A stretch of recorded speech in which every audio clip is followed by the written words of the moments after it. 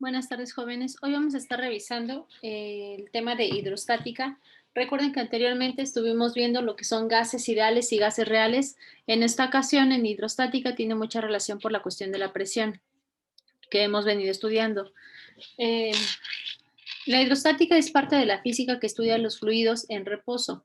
El principio fundamental de la hidrostática establece que la presión en un punto del interior de un fluido, o sea, la presión hidrostática, es directamente proporcional a su densidad, a la profundidad que se encuentre dicho punto y a la gravedad del sitio en el que se encuentra el fluido.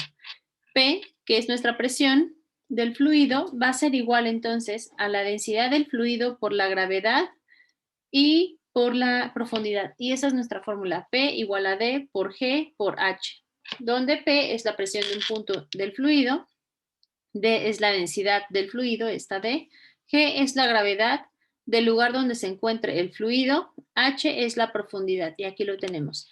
Ahora vamos a ver este pequeño video que nos va a ayudarnos a apoyarnos un poquito más y a entender mejor esto. Estática. Como ya vimos anteriormente, presión es la fuerza que hemos ocasionado sobre un área debido a su peso. Eso era presión. Ahora, hidrostática es un término nuevo que viene de ser una rama de la física que se encarga del estudio de los fluidos considerados en equilibrio o en reposo. Fluidos se le llama en física a los líquidos y los gases porque tienen la capacidad de fluir de un lado a otro. Por ejemplo, iniciaremos con este vaso de agua. Contiene agua que se encuentra en reposo, por lo tanto está tranquila y pacífica ahí en el fondo del vaso. Si nosotros nos disponemos a ubicar cuáles son las fuerzas que se encuentran en este vaso de agua, encontraremos el peso del agua que tiende hacia abajo. Este peso tiende hacia abajo sobre el área de la base, que sería este óvalo del fondo en el vaso, sería un círculo, acá lo vemos como óvalo, y ahí está ejerciendo su presión. Pero los líquidos no solo poseen presión hacia abajo, también pueden poseer hacia arriba, hacia los lados y en todas direcciones. Por lo tanto, lo vamos a representar en esta gráfica. Por ejemplo, si en este vaso está visto horizontalmente, yo coloco una esfera que dentro de ella también contenga agua, es decir, que no es una esfera hueca o sólida, sino que contiene también agua dentro y no al 100%. Por lo tanto, esta bolita contiene aire y agua, va a flotar dentro del líquido, pero no va a flotar en la parte superior ni tampoco en la parte baja, sino que va a flotar en el centro. Esta se encontraría más o menos como se ve en la gráfica. Como podemos observar, la partícula no se mueve ni para arriba, ni para abajo, ni horizontal, ni inclinado, ni hacia ningún lado dentro del vaso. ¿Por qué? Porque tiene fuerzas en todas direcciones que no le permiten que se mueva. Por lo tanto, sabemos que estas actúan como en la gráfica en todas direcciones y como todas afectan un área de su base de la esfera en un punto diferente, observamos que son presiones diferentes en cada punto. Por lo tanto, observamos que tiene presión en todas direcciones. Un ejemplo claro de esta presión que ocupa todas las direcciones y sentidos podría ser un globo lleno de agua al cual se le abre un orificio. A este globo le abrimos un orificio, el agua comenzará a salir en forma de chorro perpendicular a la superficie de contacto. Es decir, que si yo le hablo del agujero acá a un lado, el chorro se dará a 90 grados. Siempre va a salir perpendicularmente o a 90 grados de la superficie de contacto. En resumen, se puede decir que un punto del interior de un líquido se detectan presiones en todas las direcciones y sentidos. Otro ejemplo claro es que al sumergirse bajo el agua a cierta profundidad se siente una molestia en los oídos.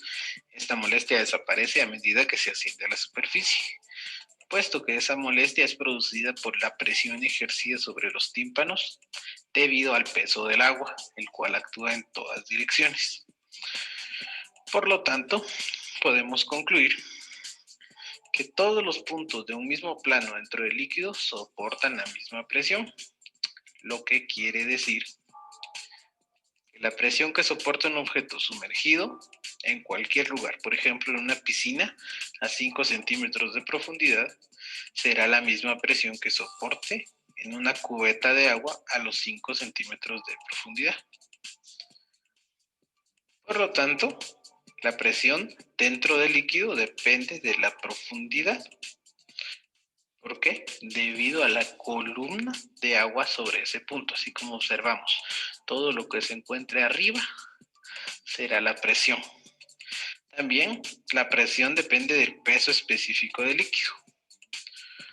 Por lo mismo, es que un objeto sumergido a 5 centímetros de profundidad dentro de mercurio soportará una presión mucho mayor que la que está sumergida dentro de 5 centímetros de agua, debido a que el peso del mercurio es mayor que el del agua.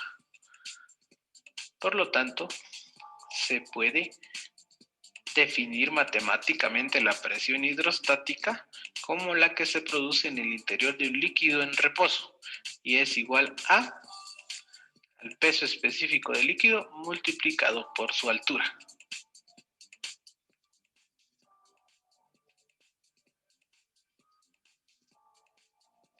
Nos queda recordar que con esta fórmula solamente se calcula la presión ejercida por la columna de líquido que se encuentra sobre el objeto y no se está tomando en cuenta la presión atmosférica. Si desea recibir asesoría en tiempo real, conéctese a nuestro... Ok, es importante entonces entender, esto va a ser para nuestra presión en relación a este ejercicio. La fórmula general de la hidrostática es esta. P, que es mi presión, igual a densidad por gravedad por altura. Esta va a ser la fórmula que nosotros vamos a estar utilizando en lo que es hidrostática. Importante también que ustedes recuerden, hidrostática es muy diferente a hidrodinámica. Hidrostática es un líquido, se refiere a líquidos y de manera estática, o sea que se quedan quietos. Hidrodinámica es de agua y se refiere a algo que está moviéndose constantemente.